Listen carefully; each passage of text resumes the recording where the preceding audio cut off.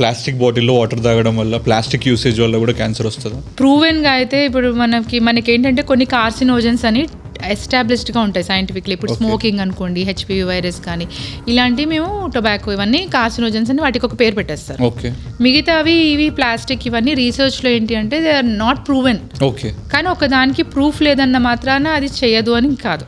Micro plastics బాడీలో ఉంటున్నాయి, వాటి వల్ల ఇన్ఫ్లమేషన్ వస్తుంది. సో డెఫినెట్గా రిస్క్ అయితే ఉంటుంది.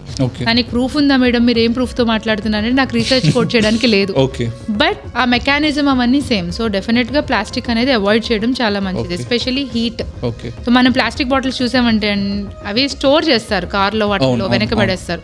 అవి ఎండకి ఆ హీట్ కి కరిగి మైక్రో ప్లాస్టిక్స్ అనేవి లోపలికి సింక్ అవుతాయి. So that is the major culprit. Heat కి లేకుండా ఇమీడియట్ గా చేయడం అనేది, ప్లాస్టిక్ వచ్చిందే స్టోరేజ్ కోసం, మనం స్టోర్ చేయకుండా మన వాళ్ళు వాడరు.